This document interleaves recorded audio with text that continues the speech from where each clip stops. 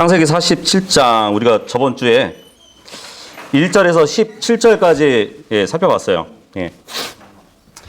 그 야곱이 자기 가족들을 다 이끌고 이집트로 왔습니다. 그래서 이집트로 와서 아들 요셉과 성공하게 됐죠. 그런데 지금 이집트 상황이 기근으로 인해 가지고 어려운 시기에 있었는데 요셉은 미리 7년의 풍년과 또 7년의 기근을 알고 있었기 때문에 풍년 때에 거둬들인 그 곡식들을 비축해가지고 이집트만은 어렵지 않게 그 곡식으로 연명하고 있었죠. 그리고 다른 지역들에서 곡식을 얻으러 올 수 있는 곳이 바로 이집트였어요. 그래서 많은 그 기근을 겪던 그 주변 나라에서 이집트에 와서 요셉에게 와서 곡식을 얻어가는 그 모습을 우리가 봤습니다. 처음에는 돈으로 곡식을 사요. 근데 나중에 돈이 떨어지니까 사람들이 자기들의 그 가축들을 데리고 와서 또 곡식과 바꾸는 그러한 일도 있었죠. 기근이다 보니까 자기들에게 필요한 것은 돈이나 가축이 아니었어요. 자기들의 뱃속에 들어가야 될 곡식이 매우 중요했던 것이에요. 그래서 돈도 아끼지 않고 또 가축들도 아끼지 않고 곡식을 사기 위해서 이렇게 곡식을 얻어가는 그 모습을 보았습니다. 어떻게 보면 굉장히 요셉이 돈도 받고 주고 가축도 다 받아서 또 곡식 나눠주고 하는 거 보면은 그냥 받지 말고 도와줬으면 하는 마음이 있겠지만 그것은 아니에요. 요셉은 그 가축들을 받아서 어떻게 했겠어요? 그 사람들이 가축을 가지고 있어도 가축들은 아마 다 키우지 못하고 죽었을 수도 있습니다. 하지만 요셉은 가축들을 받아서 이집트에는 여전히 가축을 먹일 수 있는 또 땅이 있었죠. 그래서 그 땅에 두고 대신 키워주는 거예요. 그러다가 나중에 다시 기근이 지나고 나면 돌려주려고 하는 그러한 계획도 있었던 것이죠. 이제는 우리가 이제 18절부터 볼 것인데 돈으로 곡식 사고 가축으로 곡식을 샀던 사람들이 또 곡식이 모자르는데 어떡하죠 이제? 자기들의 땅까지 주면서까지 곡식을 사는 모습을 볼 수 있어요. 땅까지도 다 줬는데 나중에는 자신들이 이집트의 종이 되겠다고 하기까지 계속 그 곡식을 위해서 자기들의 모든 것을 다 바치는 그 사람들을 보게 될 것입니다. 18절, 19절, 20절을 제가 한번 읽어볼게요. 그 해가 끝나고 다음 해에 그들이 그에게 와서 그에게 이르되 우리가 내 주께 숨기지 아니하리이다. 우리 돈이 소진되었고 내 주께서 우리 가축대도 가시셨으니 우리 몸과 땅 외에는 내 주의 눈앞에 남은 것이 하나도 없나이다. 우리가 어찌하여 우리 땅과 함께 주의 눈앞에서 죽어야 하리이까? 우리와 우리 땅을 사시고 그 대신 빵을 주소서. 우리가 땅과 함께 파라오의 종이 되리니 우리에게 씨를 주시면 우리가 살고 죽지 아니할 것이며 땅도 황폐하게 되지 아니하리다 하리라. 요셉이 파라오를 위해 이집트 온 땅을 샀으니 이는 기근이 이집트 사람들을 압도하였으므로 그들이 각각 자기 땅을 팔았기 때문이더라. 이렇게 땅이 파라오의 소유가 되니라.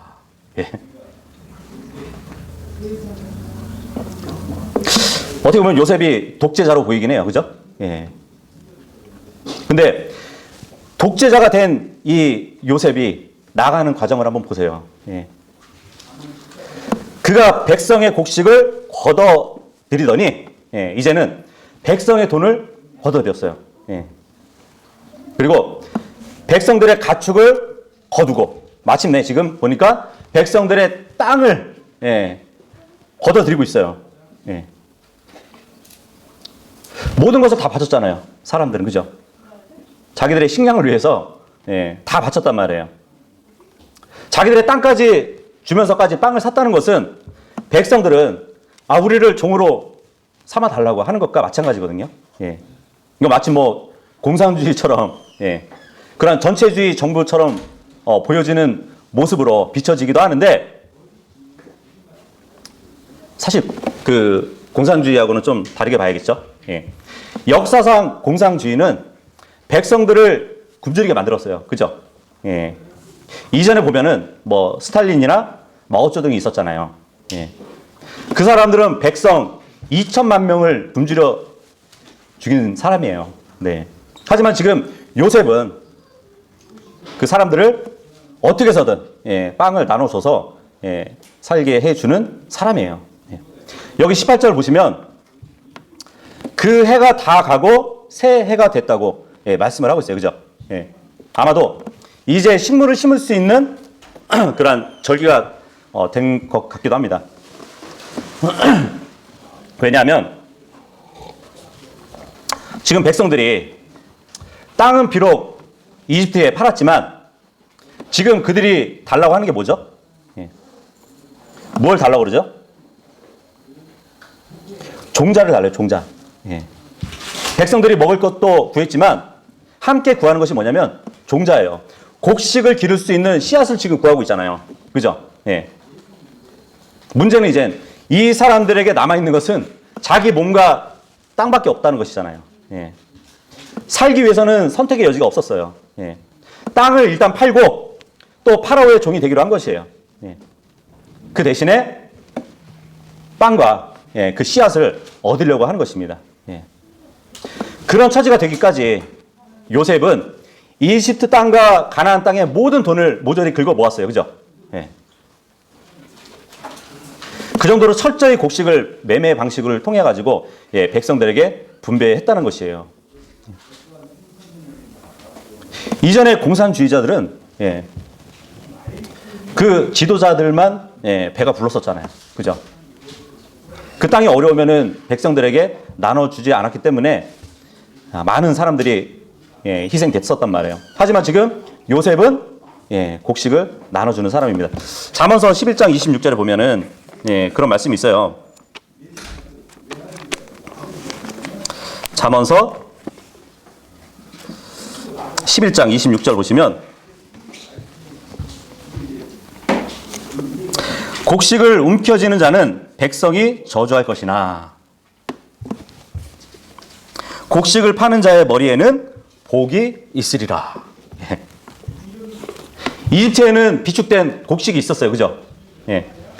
근데 요셉은 그 곡식을 이집트 백성들에게만 나눠주지 않았어요.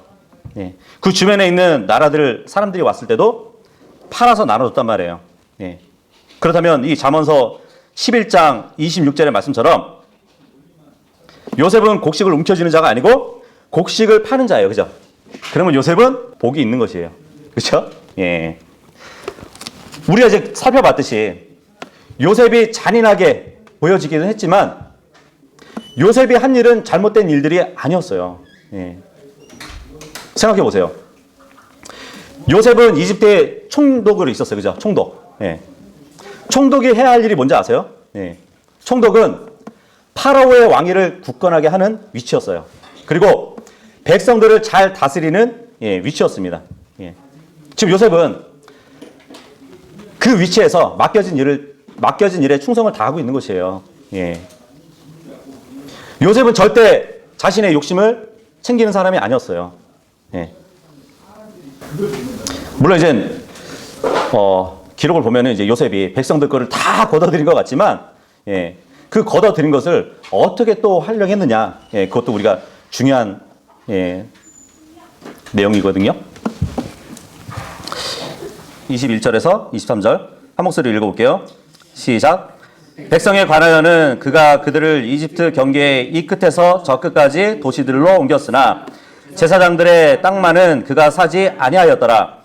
제사장들은 파라오가 그들에게 지정해 준 몫을 가졌고 파라오가 그들에게 준 그들의 몫을 먹었으므로 자기들의 땅을 팔지 아니하였더라.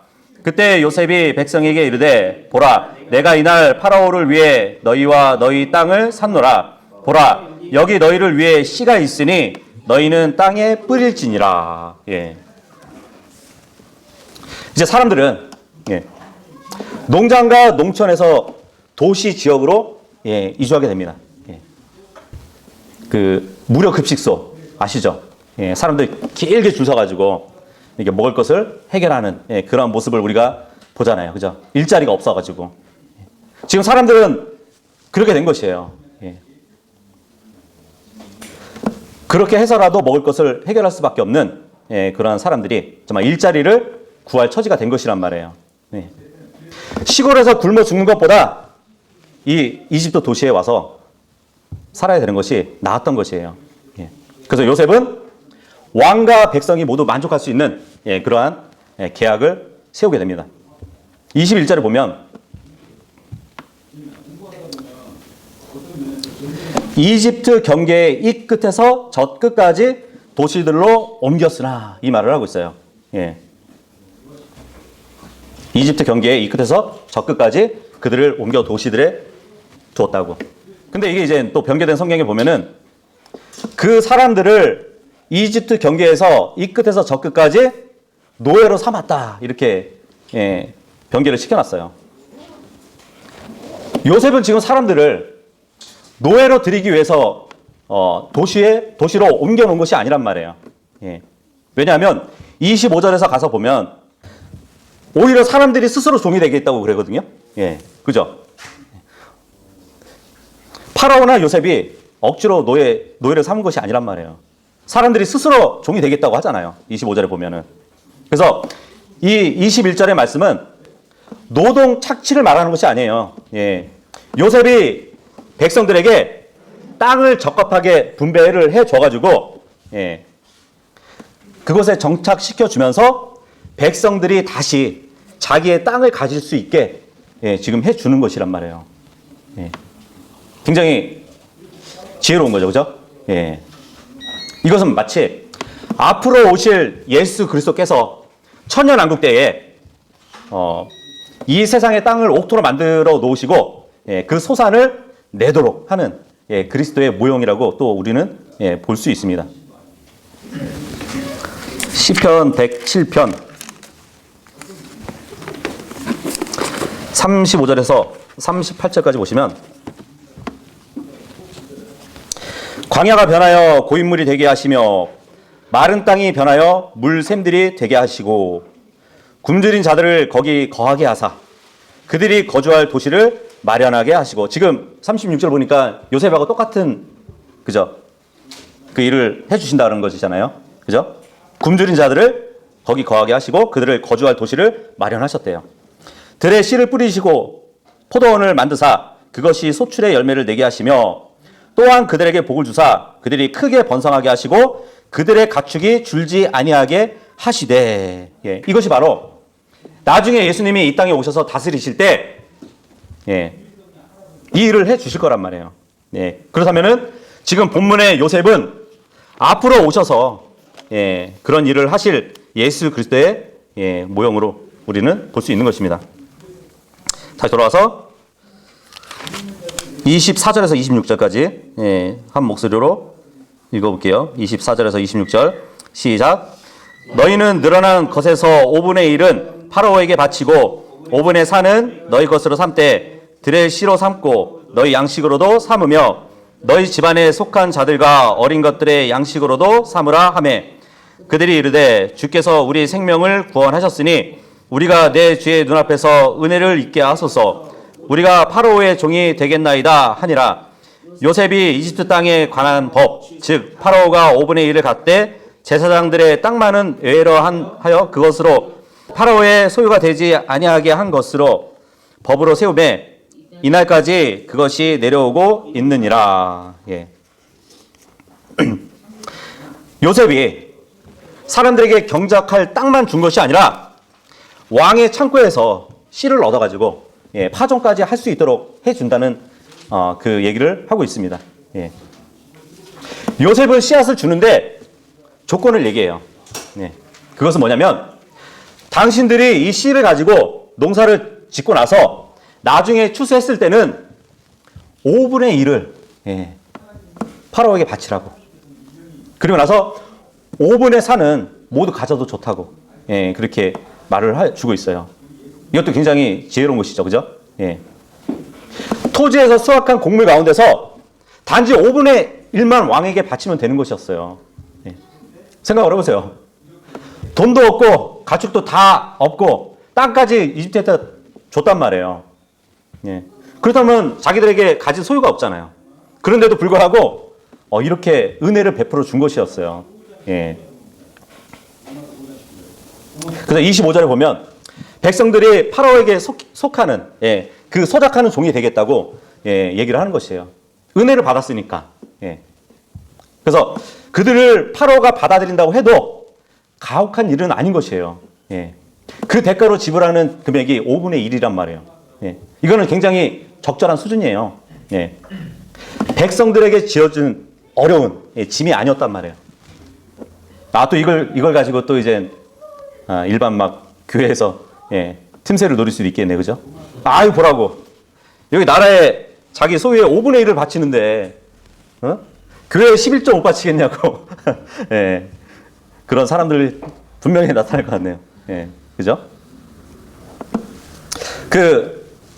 예전에 고대 중동에서는 함무라비 법전이라는 게 있었잖아요. 예. 그리고 우가릿이라는 이제 누지 토판이라고 있거든요. 예. 그 내용들을 보면은 지금 요셉이 제시하는 이 5분의 1, 이것은 심하게 착취하는 것이 아니라는 것을 보여주거든요.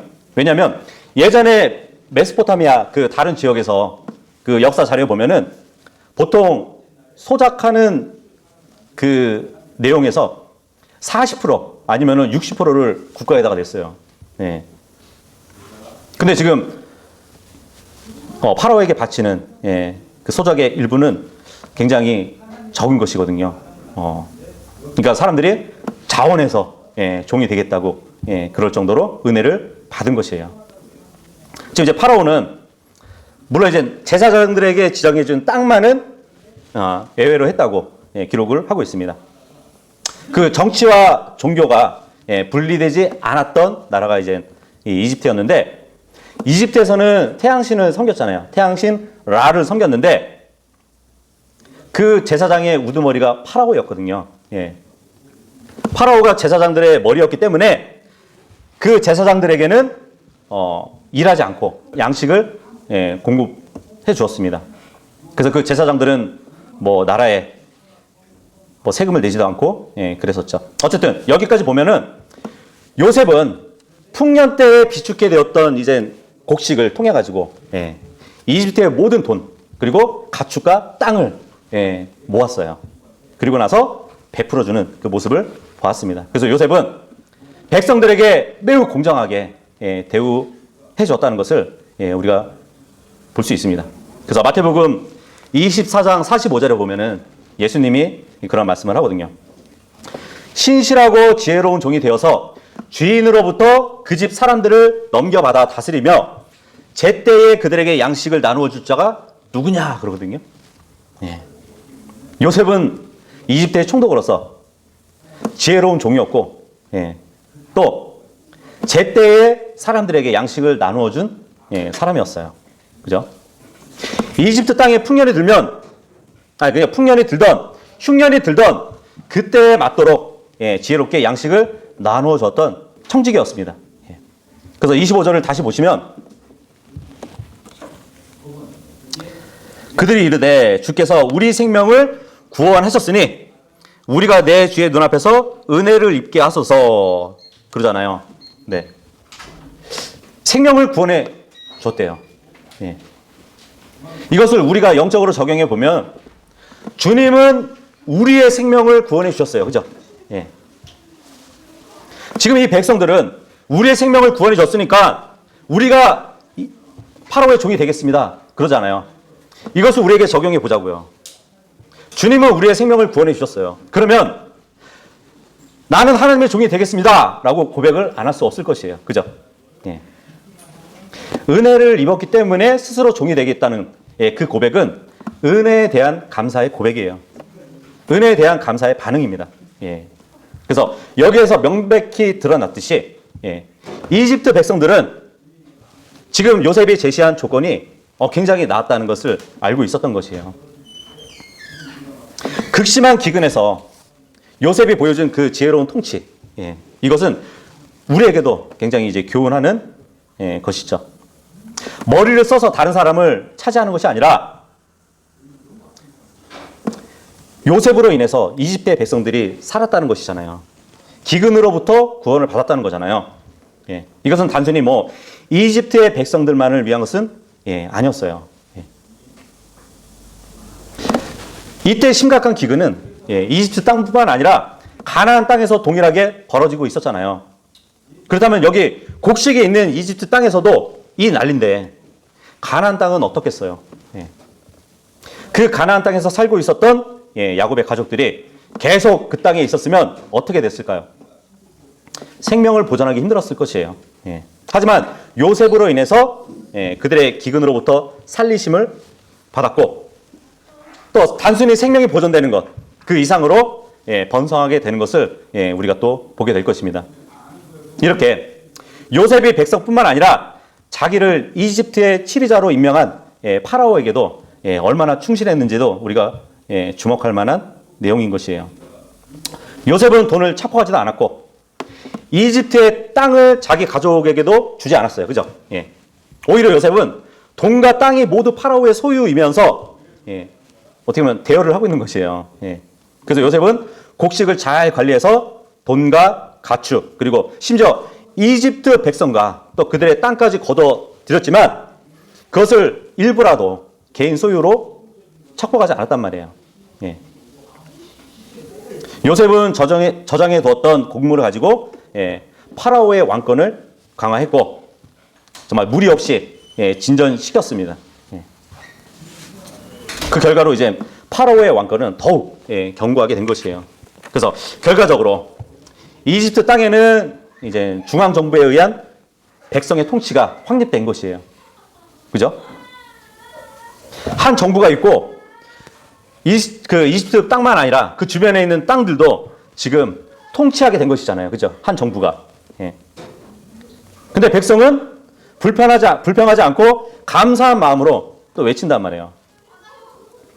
그래서 기근은 이젠 그치고 정부는 재산과 땅과 백성을 모두 소유하게 되게 됐는데 이것은 앞으로 예수님이 이 땅에 오셔가지고 천년왕국을 다스릴 때는 한 정부만 있을 것이에요. 한 정권만 있을 것이거든요.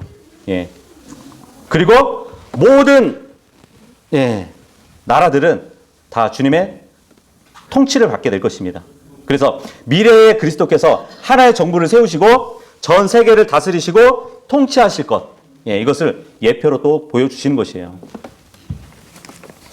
돌아와서 27절 보시면 27절 읽겠습니다. 시작. 이스라엘이 이집트 땅에서 고센 지방에 거하였으며 그들이 그 안에서 소유물을 얻고 자라나서 매우 번성하였더라. 그 야곱을 비롯해가지고 그 가족들이 정착한 땅이 고센 땅이라고 말씀드렸어요. 그죠? 이 고센 땅은 목초지가 많았어요. 나중에 약속의 땅으로 돌아가기 쉬운 그 주변 지역에 또 위치하고 있었습니다. 약속의 땅, 가나안 땅으로 가기에 쉬운 주변에 위치했었단 말이에요. 이 고센 땅은 이스라엘 백성이 이집트 민족과 혼합될 우려가 없을 그 외딴 곳에 자리 잡고 있었어요. 이 극심한 기근 중에서도 고센 땅에 있는 그 야곱의 가족들, 이 야곱의 가족들은 요셉을 통해서 풍성한 그러한 생활을 하고 있었습니다. 그래서 야곱의 가족들은 고센 땅에 거하면서 생산하고 생육하고 번성했어요. 가나안 땅에 있다가 이집트에 내려간 야곱의 가족들은 70명이었지만 좀 더 있으면 하나님께서 하늘의 별들과 같이 많게 하실 거라는 그런 약속을 신명기 10장 22절에 하셨습니다. 결국 그 약속이 이루어지죠. 출애굽기 1장 7절하고 1장 12절을 보면 이스라엘 백성이 이집트 땅에 온 이후로 70명에서 시작된 그 가족이 힘이 강대해져가지고 이집트 땅에 있는 사람들보다 더 많은 인구가 되어버려요. 그래서 이집트에서는 이들이 우리보다 더 수가 많아지니까 더 강하게 다뤄야겠다 하면서 학대를 하잖아요. 어쨌든 야곱의 백성, 그러니까 야곱의 가족이 한 백성을 이루기까지, 번성하게 하시기까지 하나님은 그 약속을 하셨고 그 약속대로 이루신 것이에요. 그래서 사도행전 7장 17절에 보면 하나님께서 아브라함에게 맹세하신 그 약속의 때가 가까이 이르를 때 이 백성들이 결국 이집트에서 떠나게 되고 약속하신 땅으로 향하게 되는 것이에요.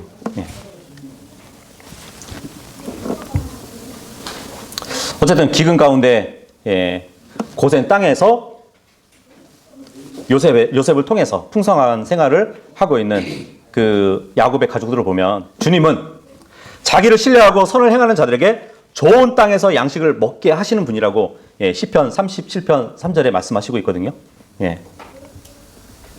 이스라엘 백성을 그 정도로 다스려 주시는 것이에요. 마찬가지 지금 기근 가운데 이스라엘 백성을 돌보고 계시잖아요. 그죠? 기근 가운데 야곱의 가족들을 돌보고 계시잖아요. 앞으로 대환란 때가 정말 영적으로 기근 시대일 것입니다. 그때에도 주님은 이스라엘 백성을 양식으로 공급해 주실 것이에요. 그래서 마태복음 6장 11절에 보면 주님께서 가르쳐 주신 기도 중에 오늘 우리에게 일용할 양식을 주옵소서. 그 기도가 바로 이스라엘 백성이 대환란 때에 주님께 행할 기도란 말이에요. 근데 주님은 일용할 양식을 하늘에서 내려주실 것이에요.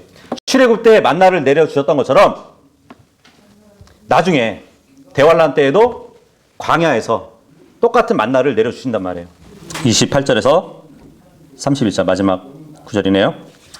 시작. 야곱이 이집트 땅에서 17년 동안 살았으므로 이에 야곱의 전체 나이가 147세더라.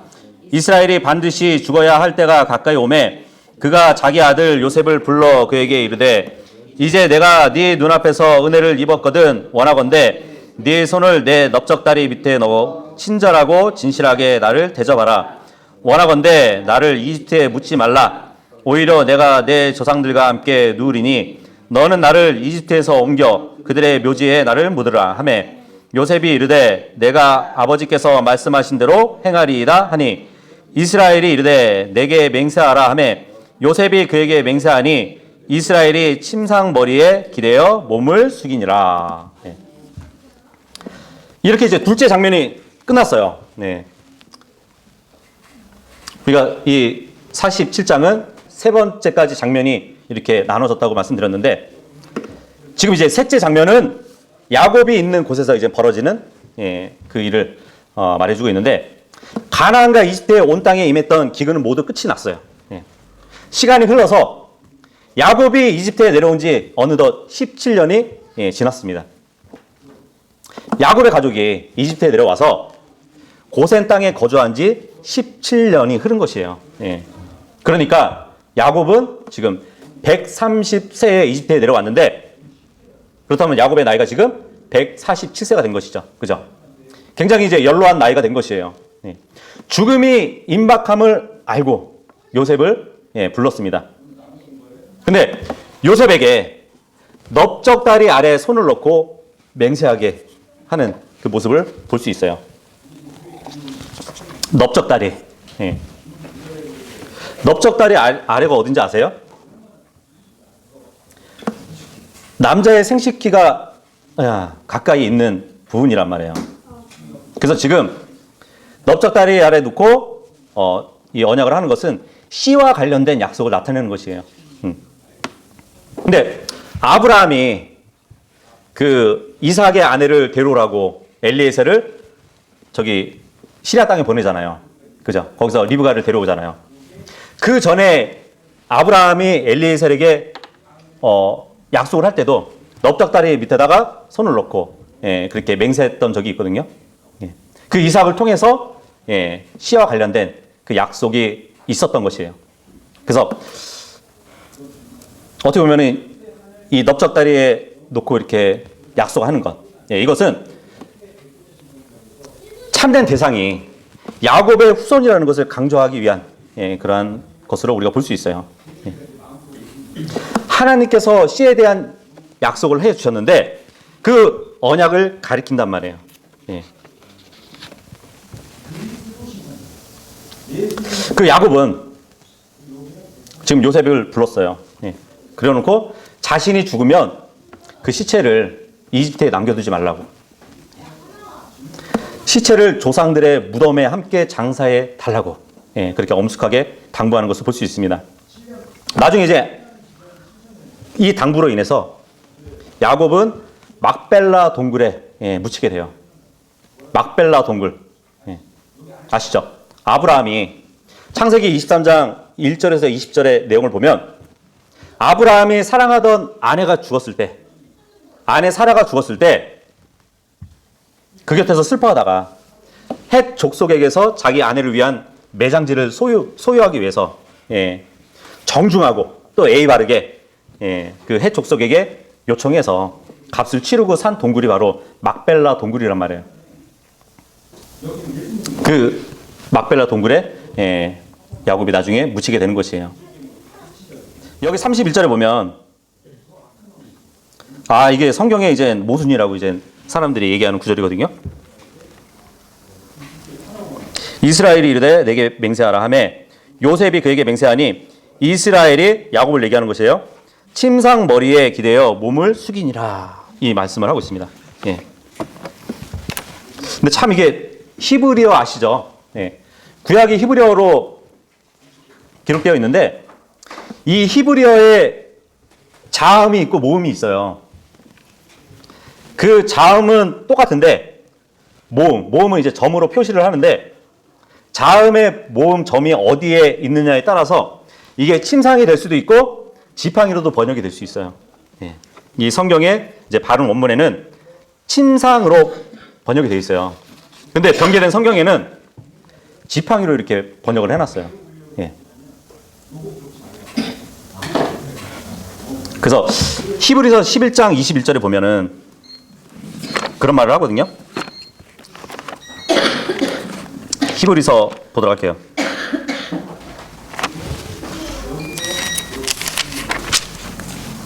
히브리서 11장 21절에 보면 믿음으로 야곱은 죽을 때에 요셉의 아들들을 다 축복하고 자기 지팡이 머리에 의지하여 경배하였으므로. 자 봐라. 히브리서 11장 21절에 보면 야곱이 자기 지팡이 머리에 의지했다고 하지 않냐. 근데 지금 창세기 47장 31절에 보면은 이스라엘이 침상 머리에 기대어 몸을 숙였다고 하지 않냐. 이건 성경의 모순 아니냐. 그렇게 얘기한단 말이에요. 그래서 이 창세기 47장 31절에 침상 머리가 아니라 지팡이로 번역을 해야 된다. 네. 그렇게 얘기해요. 모순 같나요? 네?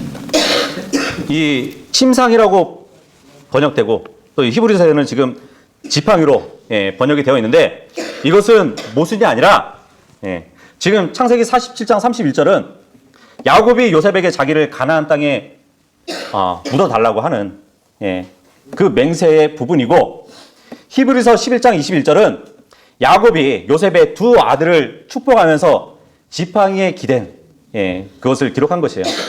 서로 다른 사건이란 말이에요.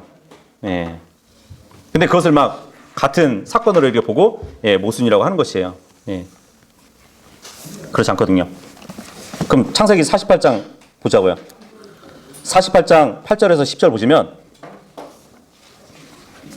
이스라엘이 요셉의 아들들을 보고 이르되 이들은 누구냐 하니 요셉이 자기 아버지에게 이르되 그들은 하나님께서 이곳에서 내게 주신 내 아들들이니이다 하매 그가 이르되 원하건대 그들을 내게 데려오라 내가 그들을 축복하리라 하니라. 그런데 이스라엘은 연로하여 눈이 어두워서 볼 수 없더라. 요셉이 그들을 그에게 가까이 데려오니 그가 그들에게 입맞추고 그들을 안으며. 아까 우리가 히브리서 11장 21절을 보니까 야곱이 요셉의 아들들을 축복할 때 지팡이의 머리를 의지했다고 그러잖아요. 그 장면은 이 장면하고 봐야 되는 것이에요. 지금 48장 10절에 보면 이스라엘이 연로해서 눈이 어두웠다고 그러잖아요. 그러면 뭘 의지해야 돼요? 지팡이를 의지해야 돼요. 예. 요 때를 얘기하는 거지. 히브리서의 말씀이 지금 창세기 47장 31절을 말하는 게 아니란 말이에요. 그래서 모순이 아니라는 것을 우리가 볼 수 있습니다. 카톨릭에서는 그 히브리서 11장 21절의 그 말을 어떻게 해석을 하냐면 야곱은 눈이 안 좋아가지고 지팡이를 의지했다는 건데 야곱이 그 지팡이 머리에 경배했다고. 그렇게 해석을 하면서 카톨릭은 그 지팡이를 가지고 경배의 대상으로 쓰고 있는 것이에요. 그래서 항상 교황의 손에 든 그 지팡이를 우리가 볼 수 있거든요.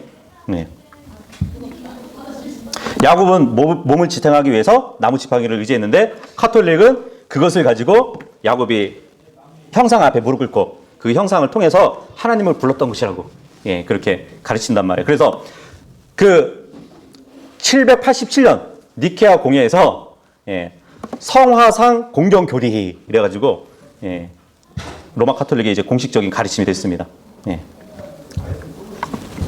어쨌든 그 지팡이 문제는 지팡이와 침상머리 문제는 그렇게 이해하시면 되고 우리가 이제 그 창세기 47장을 통해서 야곱의 가족이 고센 땅에 정착하는 모습 그리고 요셉이 어떻게 백성들을 처세하는지 그래서 이집트가 어떻게 번성하는지를 보여주고 있는 것을 우리가 살펴봤어요. 그래서 오늘 본문에서 볼 수 있는 그 요셉의 지혜로운 통치는 야곱의 가족들에게는 안정과 번성을 가져왔어요. 그리고 이집트의 백성들을 기근으로부터 구원을 해줬습니다. 그리고 파라오를 크게 부유하게 만들어줬어요. 특별히 이집트 사람들이 요셉을 자신들의 생명을 구원해준 사람으로 칭송을 합니다. 그래서 구원자를 부르는 것은 굉장히 특별한 일이에요. 근데 이 모든 것은 하나님이 미리 예비하신 것이죠. 그 45장 7절에 따르면 요셉은 이미 하나님의 큰 구원으로 생명을 보전하기 위해서 자신을 이집트 땅으로 앞서 보냈다고 고백을 했었어요. 그래서 하나님은 계획을 가지시고 그 계획을 이루시기 위해서 사람들을 택하시고 사람들을 부르시고 사람들을 사용하셔요. 우리 입장에서는 그것을 이해하지 못해서 그 당시에는 왜 나에게 그런 질문을 할 수 있지만 언젠가는 하나님의 선하신 계획이 있었구나. 그런 것을 분명히 알게 될 것이에요. 그래서 중요한 것은 하나님은 사람들을 통해서 자신의 일을 이루신다는 것이에요. 하나님은 요셉을 통하지 않고서도 얼마든지 이집트 백성들을 구하실 수 있었어요. 그죠? 야곱의 가족들을 기근으로부터 구원하실 수 있었어요. 하지만 주님은 사람을 사용하셔서 자신의 뜻을 이루어 가셨던 것이에요. 그래서 하나님은 기근 자체를 그 뜻대로 하실 수 있는 분이시지만 굳이 이러한 복잡한 과정을 거치면서까지 이루신 것을 우리가 볼 수 있단 말이에요. 그래서 하나님은 자신의 사람을 택하시고 그들을 사용하신다는 것이에요. 사람들과 함께 주님의 일을 이루어 가신다는 것이에요. 그래서 그 일을 통해서 하나님의 선하심과 인자하심과 또한 그분의 위대하심을 우리는 배울 수 있습니다. 결과적으로는 이제 하나님이 베푸신 은혜라고 우리도 나중에는 발견하게 될 것이에요. 그래서 아무것도 아닌 우리를 택하셔서 정말 하나님의 뜻을 이루어 가시는 것을 우리가 생각한다면 정말 그 일을 통해서 하나님을 우리가 또 경험할 수 있다면 우리에게도 큰 은혜의 복이 될 수 있는 것이죠. 그죠? 그래서 주님이 우리를 사용하셔서 일하시는 그 은혜, 정말 기근과 같은 우리 인생, 그 메마른 땅과 같은 우리의 삶에 정말 촉촉하게 적셔 주시는 단비가 되시는 그 주님을 우리는 찬양 드려야 돼요. 그래서 우리는 그 은혜를 받은 자로서 내가 있는 이곳에서, 내가 속한 이곳에서, 내가 자리한 그곳에서 하나님의 뜻을 이루면서 살아가는 것이에요. 그 뜻을 이루는 일에 내 마음을 쓰고 내 힘을 쓰고 내 지혜를 사용하고 내 삶을 드리는 것이에요. 그러면 하나님이 우리를 통해서 그분의 아름다움과 또한 그분의 풍성함 그리고 그분의 충만하심을 드러낼 것입니다. 그때 우리는 우리의 삶을 돌아보면서 이렇게 고백할 수 있을 것이에요. 야곱의 고백처럼 험악한 세월을 보냈다고. 하지만 하나님이 나와 함께 하셨다고. 하나님이 나를 깎으시고 빚으시고 여기까지 인도해 주셨다고.